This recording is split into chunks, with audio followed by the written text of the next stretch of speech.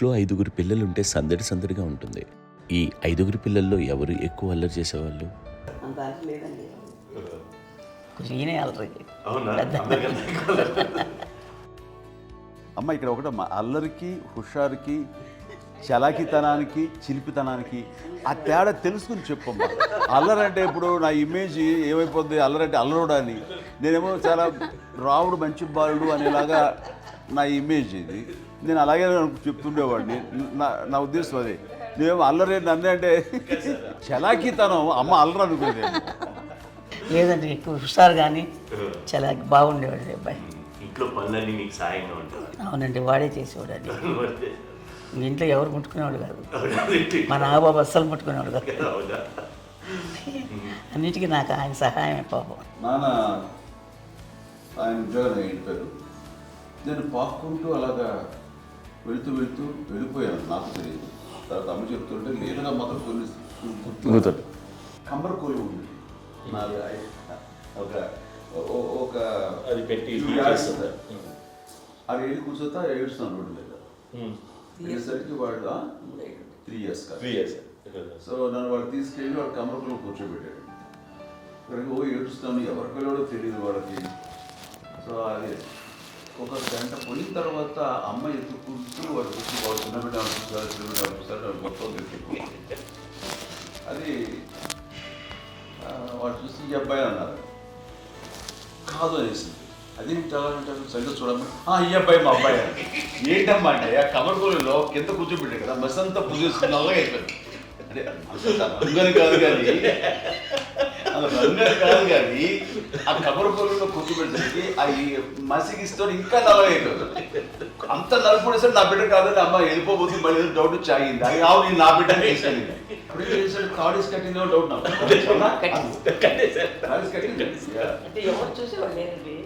అమ్మేమో అల్లరి అనుకునేదండి, నాకేమో చిన్ననాటి మహాభాగవతం కృష్ణుడి క్యారెక్టర్ అనుకుంటాను. ఆయన మహానుభావులు అయ్యే వాళ్ళందరికీ ఆ లక్షణం ఉంటుందేమో చిన్నప్పుడు. కొన్నిదల కుటుంబ సభ్యులు మంచి రుచులను ఆస్వాదిస్తారని, మంచి భోజనాలని ఆనందిస్తారని అందరికీ తెలుసు. చిన్నప్పుడు వీరి ఆహారపు అలవాట్లు ఎలా ఉండేవి? ఇదేవి ఎగిరేవి ఇవి ఎవ్రీ డే 2 పూట్ల ఉండాలంట.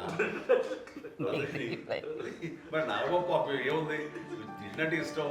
మరి అన్ని రకాలుగా నాన్న కోసం చేసి పెడుతుంటే మరి తను ఇష్టపడక ఆ తర్వాత లేకపోతే కోపడక ఎలా ఉంటాడు చెప్పండి.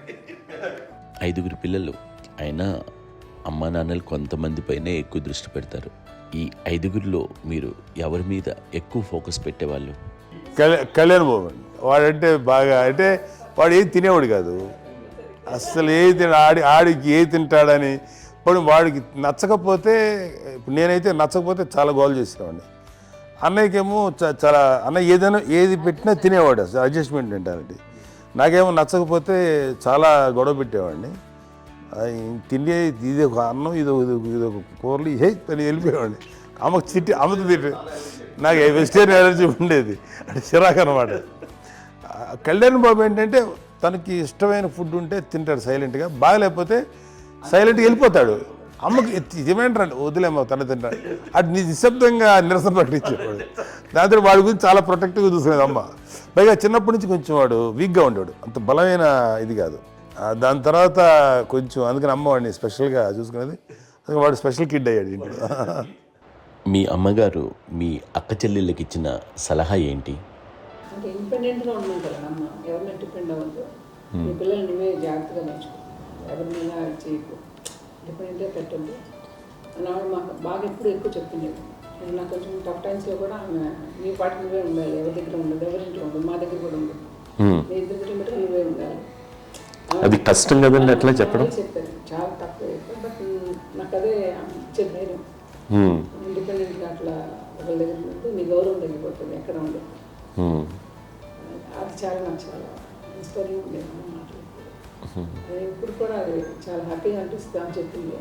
అంతే కదా, మనకి ఏదైనా రోగాలు వస్తే చేసేస్తాను దాన్ని మనమే. బట్ తగ్గించేవాళ్ళు కన్సర్న్ చూపించే డాక్టర్స్ ఒక్కొక్క కిత్తడి కింద ఉండొచ్చు, కానీ పోరాడాల్సింది మనమే. నాకు సార్ కొంచెం ఏదో ఒక డిప్రెస్డ్ ఇదేదో వస్తాయి ఫేస్ ఒకటి, నేనేదో ఇంకా మా అందరి నుంచి నేను సపరేట్ అయిపోయినట్టు ఒక సిచ్యువేషన్ వచ్చినప్పుడు అమ్మ నన్ను పట్టుకుని I'm there for you yes, ఎవరు నువ్వు అన్నా ఎస్ అన్న ఫ్రెండ్స్ కానీ ఎవరైనా సరే ఎప్పుడు కూడా అలోన్గా మటుకు అనుకోకు, నేను ఉన్నాను. ఆవిడ నన్ను పట్టుకొని ఇచ్చిన అఫెక్షన్ లేదా ఫీలింగ్ అసలు బలం అన్నమాట. ఇంకా ఏమన్నా చేయగలను నేను, పర్లేదు లైఫ్లో నాకు ఏదైనా సాధించగలను అని ఒక భరోసా తల్లి దగ్గర నుంచి రావడం అనేది నాకు ఎవరు అవసరం లేదనిపించింది. అంత స్ట్రాంగ్గా ఆవిడ support, very strong, very practical. అంత స్ట్రాంగ్ చేసింది నాన్న అని చెప్పండి. మా పిల్లల విషయంలో మేము కూడా మేబీ అంత స్ట్రాంగ్ కాదేమో, సెన్సిటివ్గా ఉంటాం, కానీ అమ్మ మాటలు చాలా స్ట్రాంగ్గా ఉండి మమ్మల్ని కఠినంగా ఇలాగే ఉండాల్సింది, ఇలా ఉండండి అప్పుడే మీరు నేర్చుకుంటారు. ఇక్కడ అమ్మ పాజిటివ్నెస్ గురించి ఇంకో మాట చెప్పాలి. అంటే తన బిడ్డలకే కాదు, ఈ రోజున మా రెండో పాప శ్రీజ కూడా తనకి లైఫ్ చిన్న SMS వచ్చింది. ఆ టైంలో కూడా తను ఏముందంటే అప్పుడు నాన్న దగ్గరికి వెళ్ళాను, తను ఇచ్చిన భరోసా, తను ఇచ్చిన మాట వెళ్ళలేని ధైర్యం వచ్చింది నాతో. నాన్నమ్మ దగ్గర ఎప్పుడు కూర్చోస్తాడు అప్పుడే పాజిటివ్ ఫీలింగ్ వస్తుందని నాతో షేర్ చేసుకుంటాను.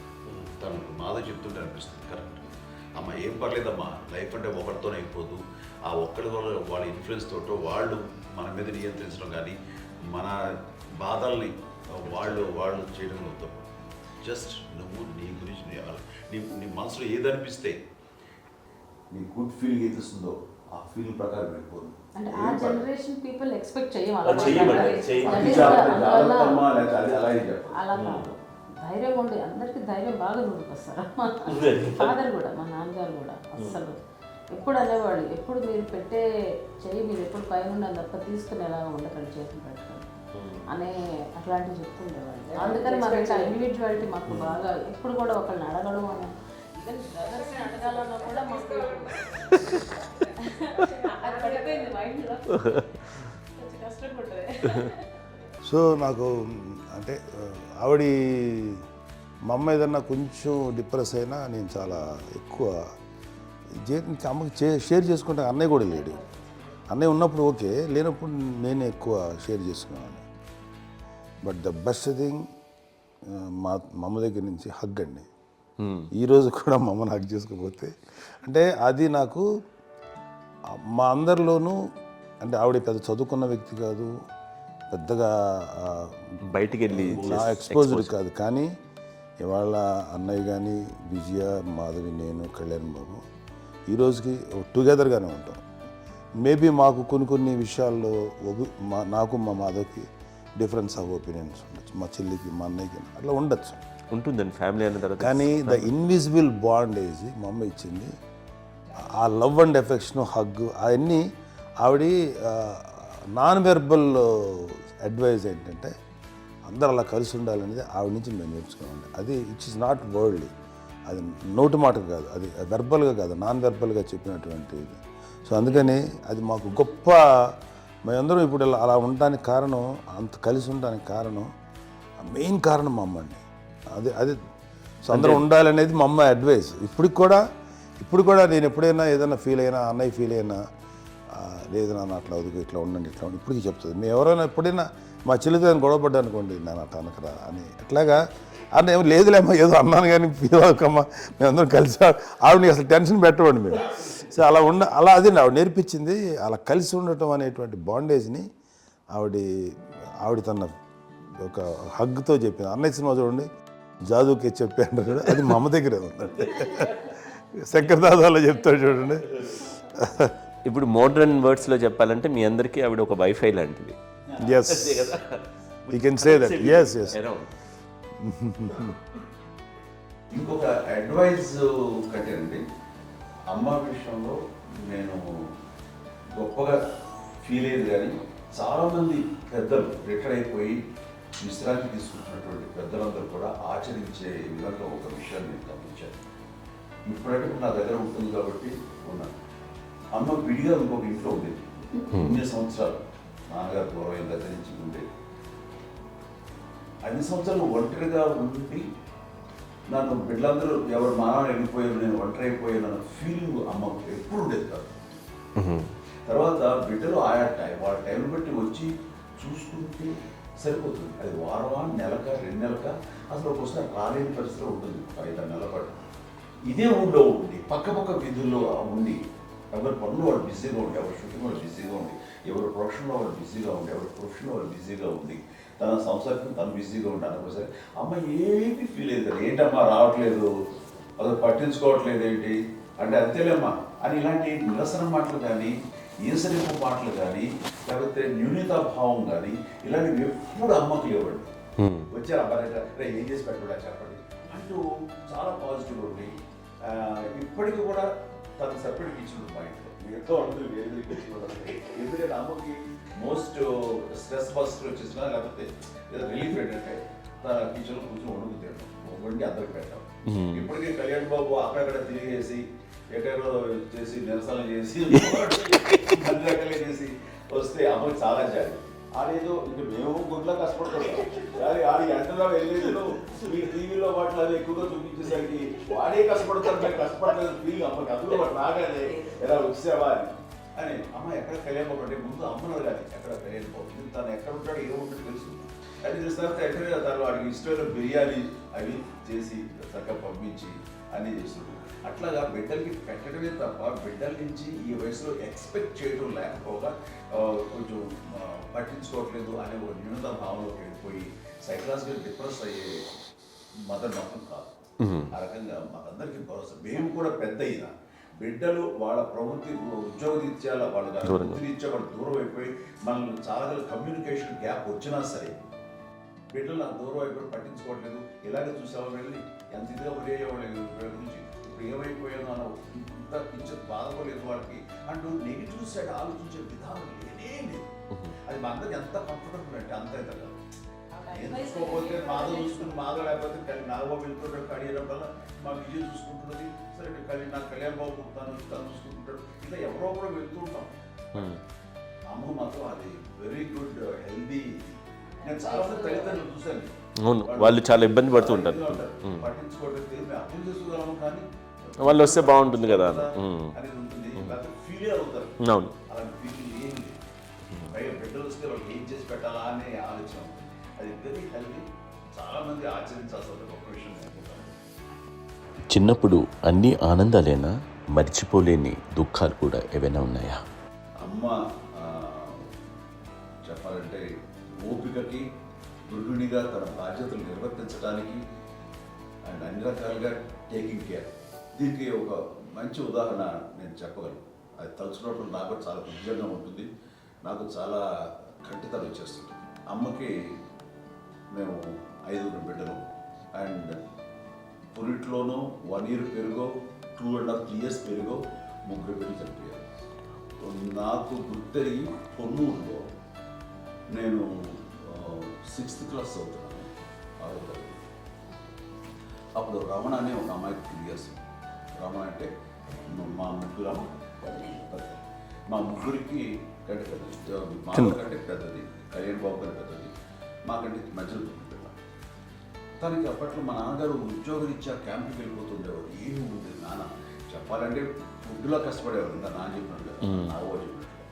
కానీ ఇంటి బాధ్యత, ఇంటి పనులు, రోగాలు వచ్చిన రుచులు వచ్చిన హాస్పిటల్కి తీసుకెళ్ళాలట ఏదైనా సరే అమ్మే పడేది. ఆ శ్రమ తీసుకున్న టైంలో అమ్మకి అసిస్టెంట్కి నేను సహాయపడుతుండేవాడు ఉండేవాడు. అమ్మ చూడరు నాకు ఫ్రెండ్స్ ఆడుకోవడం అది నిజంగా ఎప్పుడు నాకు గుర్తేది, నాకు తెలియదు, నాకు లేదు ఫ్రెండ్స్తో తిరగడం అది ఫ్రెండ్స్తో అమ్మ పట్ల ఉండేవాడు. అలాంటి నేను ఆ పిల్లకి బ్రెయిన్ ఫ్యూర్ వచ్చింది.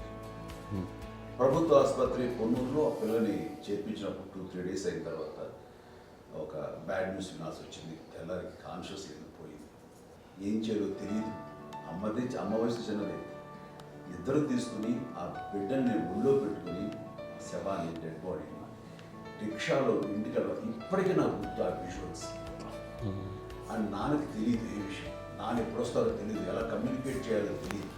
అది తీసుకుని వెళ్ళిన తర్వాత ఇంట్లో పడుకోబెడుతుంటే ఏం చేయలేదు. చుట్టుపక్కల ముస్లిం సోదరులు ఉండేవాళ్ళు, ఫ్యామిలీస్ అక్కడ. అంటే మసీదు, పొన్నూరు మసీదు పక్కన మా ఇంట్లో అనుకుని ఆ ఇంట్లో అందరూ వచ్చి చూసేవాళ్ళు, వాళ్ళే హెల్ప్ చేసేవాళ్ళు. ఏం చేయాలో తెలియదు. ఆ నెక్స్ట్ రిచువల్స్ ఎలా చేయాలో, పెంపకం ఎలా చేయాలో తెలియదు. అందరూ చిన్నపిల్లలే. తను చిన్నది, మిగతాలందరూ పసివాళ్ళే. సో ఇలాంటి పరిస్థితుల్లో కమ్యూనిటీ వచ్చినప్పుడు చుట్టుపక్కల వాళ్ళు వీళ్ళు వచ్చి చేయాల్సిన కార్యక్రమాలు చేశారు. ఆ సమయం నాకు ఎక్కడో కమ్యూనికేట్ చేసి డిపార్ట్మెంట్ ద్వారా నాన్న వచ్చేసరికి అన్నీ అయిపోయింది. ఇప్పటికీ నాకు మేము ఇలా ఎన్ని పురుషులు ఎన్నుకుంటున్నామంటే ఎలాంటి ఇది లేకుండా జాగ్రత్త అనే ఒక హెచ్చరికలాగా చేస్తూ అండ్ పంపించాలని సపోర్ట్ చేసి అండ్ ఇప్పుడైతే నా మీద నమ్ముకుంటే నేను ఏ నిర్ణయం తీసుకున్నా మరో మాట అది తనకి హాస్పిటల్ పెద్ద ఫోబియా. నేను ఎక్కడికి వస్తాను హాస్పిటల్. ఈ మధ్యకాలంలో సరే అమ్మకు మోకాల ఆపరేషన్ జరిగింది. అమ్మను కొంత బాధపడుతున్నావు, అసలు ఈ రోజున వచ్చిన మెడికల్ అడ్వాన్స్మెంట్లో నీకు అసలు ఏ బాధ తెలియకుండా మోకాల ఆపరేషన్ రీప్లేస్ చేస్తారు అని వీళ్ళందరూ చెప్పాలి భయపడతాను. ఎందుకంటే ఫస్ట్ ఎలా నాకు సపరేట్ అవుతాను ఎలా చెప్పాలి తెలియదు. ఒక్క వీళ్ళంతా కలిపి నీ మాట వింటుంది, వాళ్ళ మాట మీద నువ్వు చెప్తే వింటుంది. సరే నేను చెప్పాను అంతే. ఏదో నాలుగు పావు ముందు చెప్తే ఎలా ఉన్నారా సరే ఇష్టం రా లేదులే మా ఊరికి పర్లేదు అన్న. మళ్ళీ ఇంటికి వచ్చాక మళ్ళీ ఇంకొక తెప్పించి ఇంకో మిషన్ తెప్పించి మళ్ళీ టెస్ట్ చేయించి అందరూ బాగుంది ఏమి లేదు అన్న తర్వాత అప్పుడు పుస్తకంతో పడ్డాడు. ఏదో ఉంది మమ్మల్ని టెస్ట్ చేయించాలని చెప్పి శ్రద్ధ ఎక్కువ. మీ పిల్లలకి సంగీతం డాన్స్ నేర్పించారని విన్నాం, అది నిజమేనా? తనకేమో డాన్స్ నేర్పించడం అది నేర్చుకోలేదు, నాకు వచ్చేసి ఇప్పుడు డాన్సింగ్ స్టార్ మీద ఎదిగారంటే అది మా పెద్ద చెల్లి విజయం కారణం.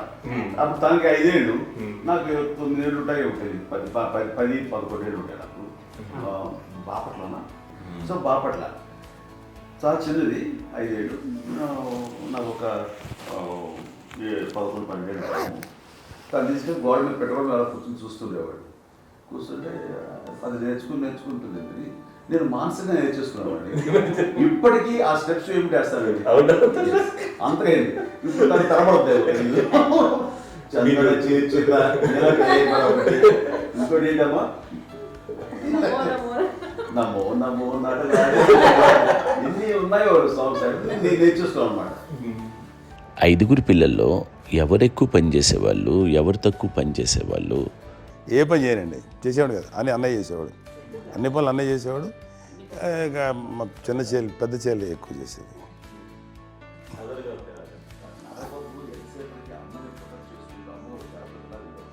అదే అబద్ధం అండి. అది అన్నయ్య నన్ను గౌరవంగా మాట్లాడుతున్నాడు కానీ అన్నయ్య అవుట్ ఆఫ్ ప్రొటెక్షన్ మాట్లాడుతున్నాడు కానీ అవుట్ ఆఫ్ మాట్లాడుతున్నాడు కానీ అసలు ఎప్పుడు ఏ పని చేయలే. లేదు ప్రామిస్ అండి, ఏ పని చేసేవాడు కాదు. మా ఇద్దరికి మధ్యలో పాపం అన్నయ్య చాలా పని చేసేవాడు. ఎంత పని చేసేవాడు, నేను ఇచ్చిన తర్వాత మళ్ళీ నాకు ఏదైనా చిన్న పని చెప్తే అది కూడా నువ్వే చేయనివ్వండి. ఆ కోపం వచ్చేది, కోపం వచ్చి ఒకడు కొట్టేవాడు. కొడితే కోపం వచ్చేది తప్ప నేను వెళ్ళేవాడిని కాదు. అమ్మకి ఎప్పుడు ఏంటంటే ఒక ఇదే పని చేయడని, అంతే. నిజంగా ఏ పని చేసేవాడిని కాదు. అవునా? లేదు లేదు లేదు మహాప్రేమ.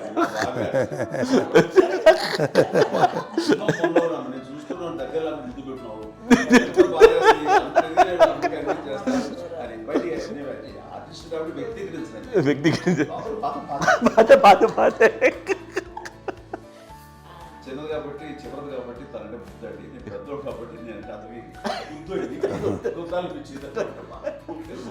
ఎక్కువ కష్టపడింది కానీ మా నాన్నగారి చేతిలో ఎక్కువ అంటే నాన్న బాగా కోపం ఎక్కువ అనుమానించింది కానీ అన్నయ్య పాపం బాగా దొరికేసేవాడు పాపం. ఒకసారి అంటే మరి మాకే అనిపి ఏంటి ఇంత దారుణంగా ఉంది నాన్న మీద కోపం వచ్చేది నాకు. నాన్న మీద కోపం వచ్చేది, వాళ్ళని చూసి బాధ అనిపించేది. అమ్మాయి ఏమనేది కాదు. సరే అయినా సరే ఎప్పుడు కూడా పోనీ అన్ని చేసినా మళ్ళీ తను హైపర్ యాక్టివ్ అన్నయ్య ఫుల్. ఇప్పటికీ ఉన్నాడు. ఇప్పుడు ఈ రోజు కూడా అదే అన్నయ్య సేమ్ హైపర్ యాక్టివ్. యూజువల్గా పెద్ద కొడుకు కొంచెం అంటే సూపర్గా ఒక నిదానంగా ఉంటాడు అంటారు. బట్ అన్నయ్య దానికి జస్ట్ ఆపోజిట్. యూజువల్గా ఆఖరి పిల్లలు హైపర్ యాక్టివ్ ఉంటారు, అన్నయ్య పుట్టడమే భయంకరమైన హైపర్ యాక్టివ్. ఒకప్పుడు అమ్మాయిల్ని ఎక్కువగా బయటికి పంపించేవాళ్ళు, అబ్బాయిల మీద కూడా అనేక ఆంక్షలు ఉంటూ ఉండేవి. మీ పిల్లల్ని అలా ఆంక్షల మధ్య పెంచారా, లేకపోతే పూర్తి స్వేచ్ఛనిచ్చారా? అంటే మాకు మా నాన్నగారు కానీ మా అమ్మగారు కానండి మాకన్నా చాలా బ్రాడ్ మైండ్ ఉన్న వ్యక్తులండి. ఎందుకంటే పిల్లలు ఎక్కడన్నా బయటకు వెళ్తే ఇప్పుడు మేమైతే భయపడిపోతాం. ఇప్పుడు భయం ఉందన్న. మా విజయ్ కానీ మా చిన్న చెల్లి అన్నయ్య నేను అందరం కూడా ఇవాళ ఉన్న పరిస్థితిలో వాళ్ళు ఎప్పుడు భయపడేవాళ్ళు కాదండి. ఎక్కడికి వెళ్తాను నీళ్ళని ఇచ్చేవాళ్ళు, లేట్ అయినా అసలు ఏమనేవాళ్ళు కాదు. లేకపోతే ఏదైనా మోటార్ బైక్లు వేసుకున్నాం, లేకపోతే కారులో ఎట్లా పడితే ఎట్లయినా సరే ఏమనేవాళ్ళు కాదు. వాళ్ళు తెలియకుండానే మాకు ఒక ఫ్రీడమ్ ఇచ్చారండి. సో దట్ అదే ఆ ఫ్రీడంలో భాగమే అన్నయ్య కానీ ఇండస్ట్రీకి వెళ్ళాలంటే కూడా ఒక వ్యక్తి ఒక కొడుకు ఒక గొప్ప కెరీర్ని పర్సూ చేసుకుంటూ వెళ్తున్నప్పుడు నాన్నగాని అమ్మగానే ఓపెన్ మైండ్ తోటి అసలు నువ్వు వెళ్ళి నాన్న ఎంతకాలం వెళ్తావు నువ్వు ప్రయత్నించని చెప్పి అలా వదిలేశారండి. అన్నయ్య కూడా ఏంటంటే మోస్ట్ రెస్పాన్సిబుల్గా వెళ్ళి చాలా మేజర్ అమౌంట్ అన్నయ్యకి కూడా పెద్ద అమ్మకు వందలు ఇచ్చేది కాదు. కరెక్ట్గా ఆ ఇన్స్టిట్యూట్లో చదువుకునేటప్పుడు ఎంత ఇవ్వాలో కరెక్ట్గా ఇచ్చేది. తనకి ఎక్స్ట్రా ఖర్చు పెట్టుకుంటే అంటే అట్లా ఉండేది పరిస్థితి. అంతే కదా, అంత జాగ్రత్తగా అన్నయ్య కూడా అంత రెస్పాన్సిబిలిటీగా రెసిప్రోకేట్ అయ్యి చేసి అందువల్ల మా అమ్మ నమ్మకం మా అమ్మగారి మా నాన్నగారి నమ్మకాన్ని ఎప్పుడు అది పాటు ఇంత నమ్మకానికి 10 times ఇచ్చాడు. ఏ వయసెస్ వైపు కానీ ఏ అలవాట్ల వైపు కానీ ఎందులో ఇండల్జ్ అవ్వకుండా నాకు నేనుగా నియంత్రించుకుంటూ సరైన మార్గంలో వెళ్ళేలాగా నాకు వెళ్ళడానికి లోపల ఆ స్ట్రాంగ్ థాట్ అడగగానే వాళ్ళు రెసిస్ట్ చేస్తే ఇచ్చానని ఆపేశారు అని ఏదో చిన్న రిలక్టెంట్ ఫీలింగ్ ఉంటుంది. వాళ్ళ మీద చిన్న కోపం నిరసన ఉండేది. వాళ్ళు అలా లేకపోవడానికి వాళ్ళు వెంటనే అడిగిన వెంటనే జాగ్రత్త అనే నిర్ణయం ఉండేది. కానీ జాగ్రత్త అని హెచ్చరిక చేయడంతో నాకు మరింత బాధ్యత తిరిగి గుర్తు తిరిగి నేను నడుచుకుంటూ వెళ్ళాను. కాబట్టి అది నాకు ప్లస్ అయింది వాళ్ళ దగ్గర. అంటే మదర్ అంటే తల్లి అనే కాదు, మదర్ ఫిగర్ ఎవరిచ్చినా సరే అది నానైనా తల్లితో సమానం అనుకుంటాను. నాకు చెప్పినట్లుగా అట్లాగా అలిసిపోయి వచ్చిన నాకు కాళ్ళు నొక్కుతుంటే నాకు భయం వేసేసేది. ఆ తర్వాత పడుకో అది గదవాయించేవాడు, అది కూడా కోపం. అంటే ఉదాహరణ అంటే మళ్ళీ అది నాకు తిడతారు, ఎందుకు కాదు పడుకుని ఎక్కడ నిద్ర వస్తాయండి నాన్న అంటే. సో ఆ రకంగా నాన్న తన ప్రేమ చూపిస్తుంటాను. ఆ తర్వాత గోండా టైప్లో కూడాను నేను ట్రైన్ కింద వెళ్తుంటే నాన్న అక్కడే ఉన్నారు, రాజమండ్రి దగ్గర ప్రాంతంలో. ఆయన చాలా కోపం చేస్తుంది, ఇలాంటివి చేస్తుంటావు నువ్వు, ఏదైనా అయితే ఏంటి అది చెప్పి. ఏం పర్లేదన్నా ఏమవుతుందో అన్ని రకాల సేఫ్టీ అన్ని రకాల జాగ్రత్త చూసుకున్నాం. ఈ రోజు ఉన్నది సేఫ్టీ అప్పుడు లేదు. అయినా సరే రేపు పొద్దున నీ కొడుకులు ఇలాంటి పరిస్థితుల్లో నీకు తెలిసి వస్తారు అప్పుడు అనేవాడు. ఎన్నిసార్లు అనేవాళ్ళు నాకు నిజంగానే మగధీర టైంలో గుర్ర వ్యక్తుని ఆ రోడ్డు మీద పడిపోయాడు అని అన్నప్పుడు నాకు ఆ ఫస్ట్ టైం ఆ ఫీలింగ్ కలిగింది. అలాగే పీటర్ హెయిన్స్ అనేవాడు ఫస్ట్ మగధీరలో జంప్ చేస్తారు, మోటార్ బైక్ జంప్ చేసినప్పుడు ట్రైల్లో పీటర్ హెయిన్స్ అంత హైట్ నుంచి 20 feet 25 feet హైట్ నుంచి పడిపోయి మొత్తాన్ని బోన్స్ని ఎరగొట్టుకుని వాడు 7 నెలలు వాడు ఇరప్పుడు హాస్పిటలైజ్డ్. అది వీడైతే ఏమో తలుచుకుని భయం వేసేసేది. అప్పుడు నాన్న గుర్తుకొచ్చేవాడు, ఓహో వాళ్ళ టెన్షన్ ఇంతే లేదు, మనకి మన కొడుకు వస్తే తెలియదు ఈ మాట నాన్న ఎప్పుడు అన్నారని అనిపిస్తుంది. Sweet memories my. అత్త కోడళ్ళ మధ్య అనుబంధం ఎలా ఉంటుంది? సురేఖ్ గారితో మీకున్న అనుబంధం గురించి చెప్తారా? మాకండి కోడలు కాదండి, నా కూతురండి. అంత బాగుంటాం మేమిద్దరం కూడా.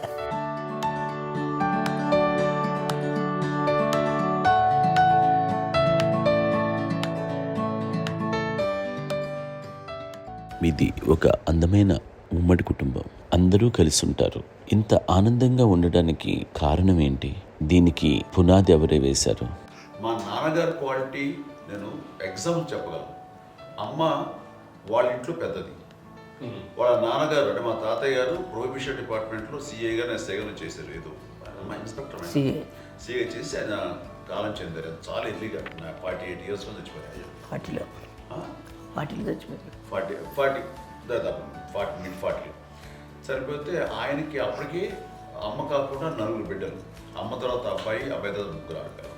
వాళ్ళు ఏంటంటే రాకరావడి నాగోప కంటే కూడా చిన్నవాడు. అది ఆ వయసు అంత చిన్నవాడు. అమ్మ మా పిన్నమ్మలు నాకంటే చిన్నవాడు.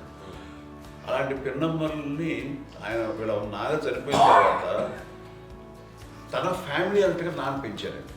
నాన్న కూడా అరాపురా శాలరీ మీద బతికేదే తప్ప కూడా కాదు.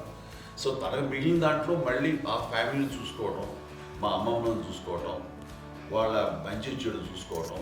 వాళ్ళకు ఇల్లు మాత్రం ఉంది మొగల్తూరులో. ఆ ఇంట్లో వాళ్ళు అద్దెకు వస్తే ఆ కొంచెం డబ్బు నానిచ్చే డబ్బు, అక్కడ పొలం కొనిచ్చారు, ఆ పొలం మీద వచ్చే డబ్బుతోటి అంతా బాగా చూసుకోవాలి తన ఫ్యామిలీ లాగా. అందరూ మ్యారేజ్ కాబట్టి నాన్న ఫస్ట్ సూత్రధారి, అమ్మ కూడా ఫ్యామిలీ బాండింగ్ టుగెదర్నెస్ అనేది స్ట్రాంగ్గా ఉండటానికి నాన్న ఏర్పాటు చేసినటువంటి బీజం. అది అమ్మ కంటిన్యూ చేస్తుంది. మేము ఇవన్నీ చూసి మేము నేర్చుకుని మేము టుగెదర్ ఉంటాం. అందునే we're very rich in terms of emotional bonding. ఇప్పటికే ఎవరికి ఏ కష్టం వచ్చినా, ఎవరికి ఏది ఇబ్బంది వచ్చినా సరే మొత్తం అందరం గురిపోతాం. ఏ లెవెల్గా వెళ్ళిపోయి మోర్ సపోర్ట్ చేస్తాం. అండ్ వీ డోంట్ ఎక్స్పెక్ట్ ఇంకా అంతకుమించి ఏముంటుంది. ఒకరినొకరు భరోసా. అది మా ఫ్యామిలీ మేము వెరీ స్ట్రాంగ్ అని చెప్పాలి. పెద్దవాడు కాబట్టి అవకాశం నాకు వచ్చింది కాబట్టి అమ్మ, ఇది ఎప్పుడు ఎవరు కొన్ని విషయాలు నాగబాబు సపోర్ట్గా ఉంటాడు. నాగబాబు ఉండి వాడు ఉంటాడు భరోసా. అలాగే ఆడపిల్లలు మీ అందరిలోనూ అమ్మని ఎవరు ఎక్కువ జాగ్రత్తగా చూసుకుంటారు?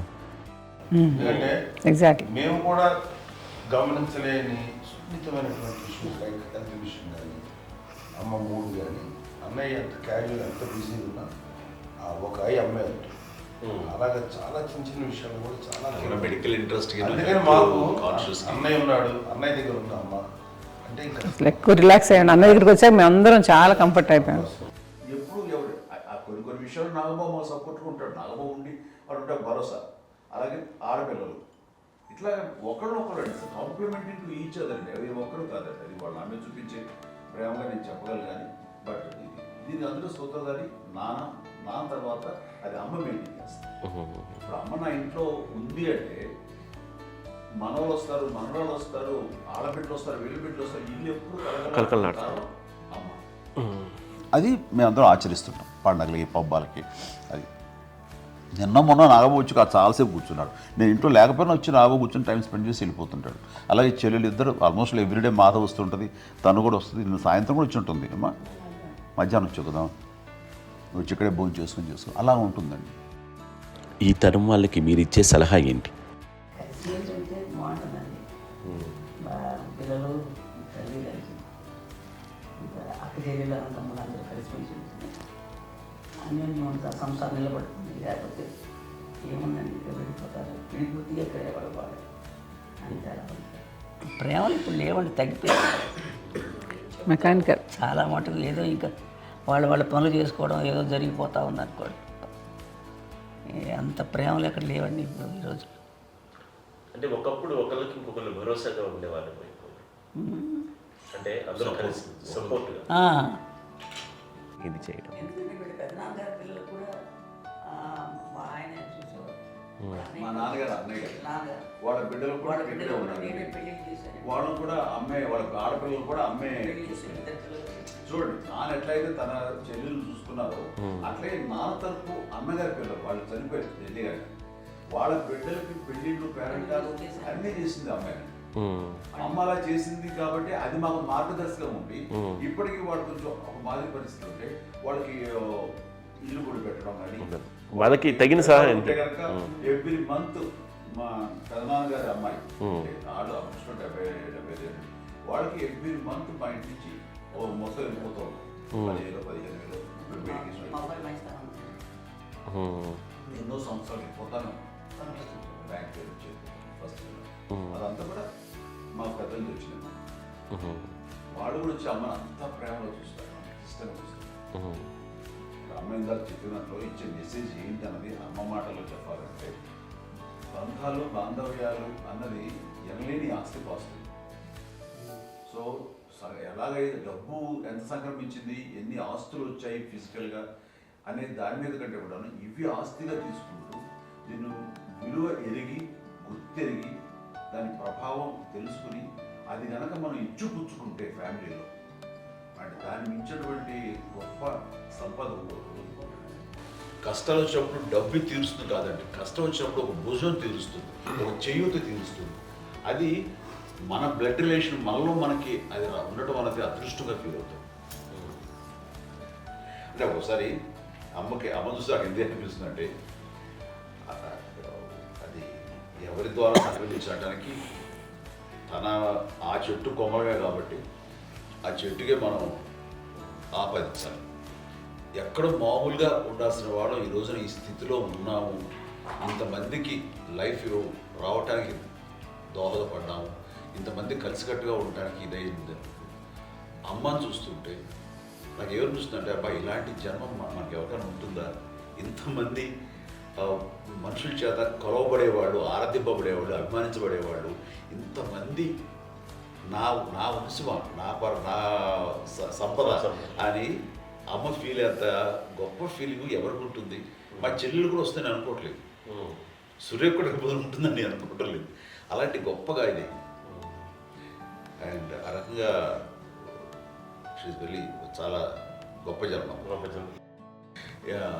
అమ్మకి చిన్న మానసికంగా చిన్న ఏదో ఒక డిప్రెషన్ అది వచ్చింది. ఏదో నాన్న గుర్తుకొచ్చో, నాన్న లేరనో, లేకపోతే వాళ్ళ అమ్మగారు కూడా అదే టైం చనిపోయారనో, తన దగ్గర ఉంటారు ఏదో ఉన్నప్పుడు మేము అందరం సపోర్ట్గా ఉండి మా కొన్నాళ్ళు నా దగ్గర ఉందిగా అని చెప్పేసి అప్పట్లో అమ్మ వేరేగా ఉంది. ఉన్నప్పుడు ఒకటే మాట అన్నాను, అమ్మ నీలాంటి గర్భం అంటే అంజనమదే గర్భం అని బయట ఎన్నోసార్లు నా ఫ్రెండ్స్ కానివ్వండి, బయట కానివ్వండి, కొన్ని సందర్భాల్లో మీటింగ్లో కానివ్వండి, స్పీచెస్లో కానీ అన్నవాళ్ళు ఎంతోమంది అన్నారు. వాళ్ళు ఆ మాట అంటే రీజన్ తెలుసా నీకు?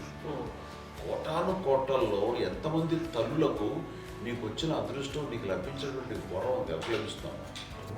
బిడ్డలు ఎంతోమంది చేత కొనియాడబడుతున్నారు, ఎంతోమందికి సహాయపడుతూ ఆ రకంగా వాళ్ళందరి యొక్క ఆశీస్సులు పొందుతున్నారు. కానీ ఎంతోమందికి నిరంతరం హెల్ప్ చేస్తూ వాళ్ళ ఇది చూసుకుంటున్నారు.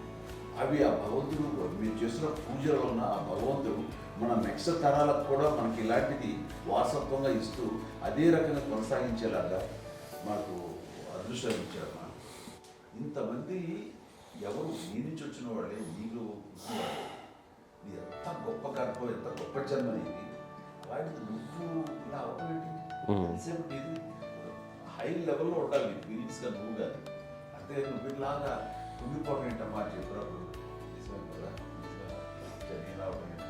ఇది నీది కాదు, నాది కాదు, నువ్వు నమ్ముకున్న భగవంతుడు నీకు ఇచ్చింది అనుకుంటావు కదా. నువ్వు ఆ భగవంతుడి కృతజ్ఞత తీర్చుకోలేక ప్రతిరోజు ఆయన ధ్యానించు, ఆయన పూజలో ఉండు, నీకు ఆయనే ధైర్యం ఇస్తాడు. అంతేగాని నువ్వు నెగిటివ్ సైడ్ ఆలోచించుకోమ్మా. మా అందరికీ పాజిటివ్నెస్ ప్రివైల్ చేసిన దానివి, ఇచ్చిన దానివి, అందించిన దానివి. అలాంటి నువ్వు నెగిటివ్ వైపు వెళ్ళిపోకూడదు అంటే అంతే. మళ్ళీ అటుపక్క ఎప్పుడు గెలలేదు. ఆంజనేయ స్వామి భక్తి ఆయనలో ప్రవేశపెట్టి చెప్పాలడానికి నేనే నేను నన్ను దేవుడు ఇంట్లో నేనే ఇంట్రడ్యూస్ చేశాను. నానంత ప్రగాఢంగా నమ్మి ఆయన దానివల్ల లబ్ధి పొందారు. ఆయన అందులో మమ్మల్ని మించిపోయే స్టేజ్కి వెళ్ళిపోయారు. ఆయనతోటి ఆంజనేయ స్వామితో ఇంటరాక్ట్ అవుతూ అట్లా ఆయన నన్ను నమ్ముకుంటుంది. ఆయన నానంటారు అంతా నా గురువు, నా పెద్ద కొడుకు పెద్దోడే. గురువు